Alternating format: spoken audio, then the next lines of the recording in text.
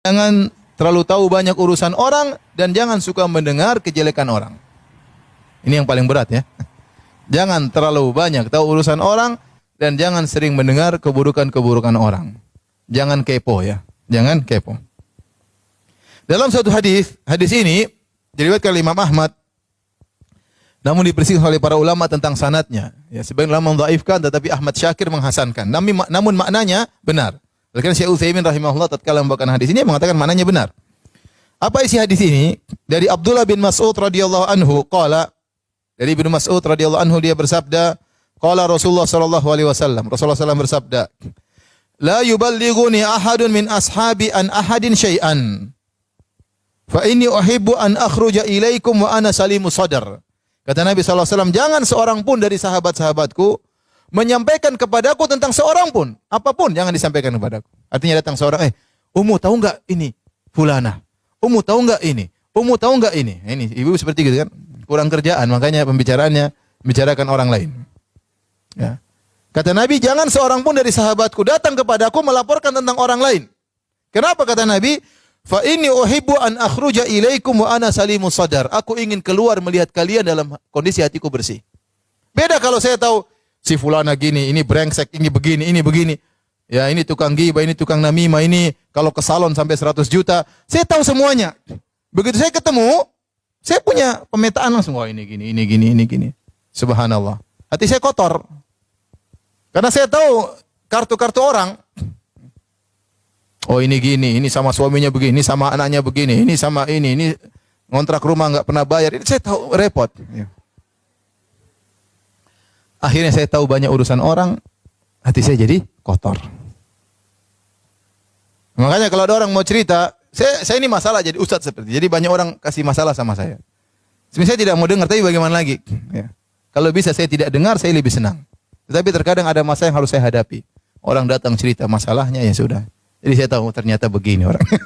Oh ternyata begini. Kelihatannya ternyata begini. Saya tahu banyak akhirnya. Padahal saya tidak ingin. Ya, saya tidak berlezat-lezat dengan mendengar keburukan orang. Tapi saya harus mendengar.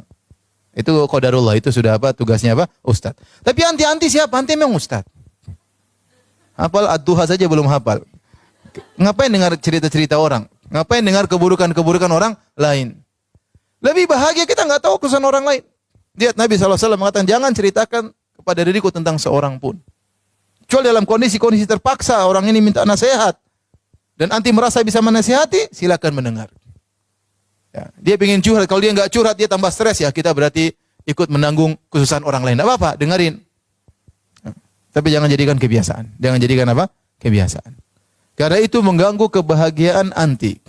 Itu menjadikan hati anti menjadi kotor. Ya. Jadi kotor. Oleh karena seorang berusaha ya tidak mendengar tentang keburukan-keburukan orang lain. Ibnu Rajab Al-Hambali rahimahullah berkata, afdalul a'mal, amalan yang terbaik, salamatus sadri min anwa'i syahna'i kulliha. Sebaik-baik amalan adalah bersihnya hati dari segala ya permusuhan seluruhnya ya. Jadi kalau hati bersih, tidak tahu keburukan orang, tidak tahu permasalahan orang, itu lebih baik sebisa mungkin.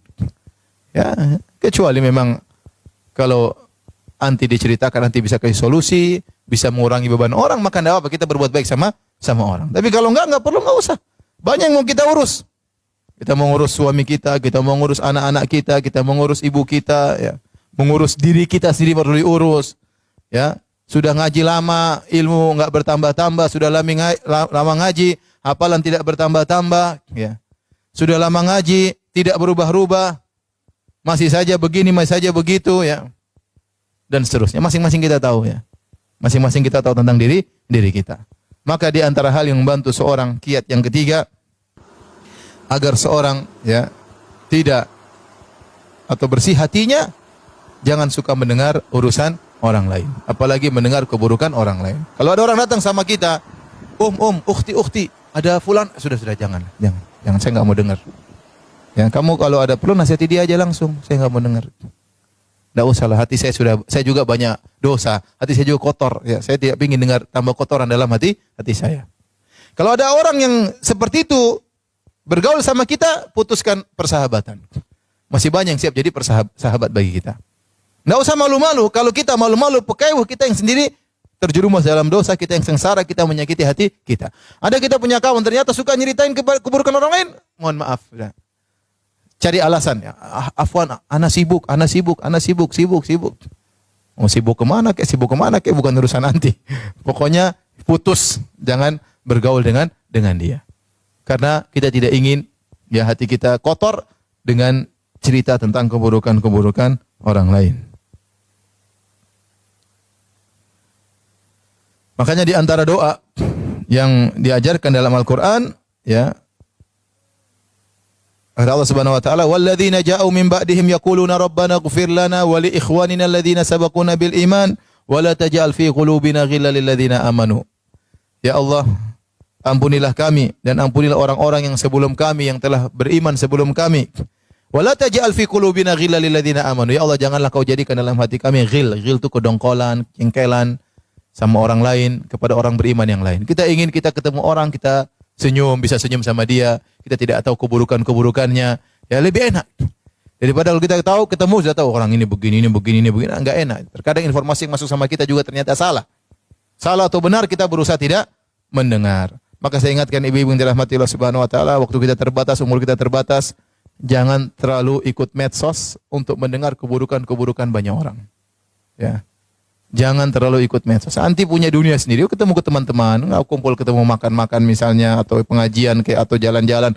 Itu lebih baik daripada mendengar berita sana, berita sini, berita sana, berita sini yang menguras tenaga, menghabiskan energi dan mengotori hati kita semua.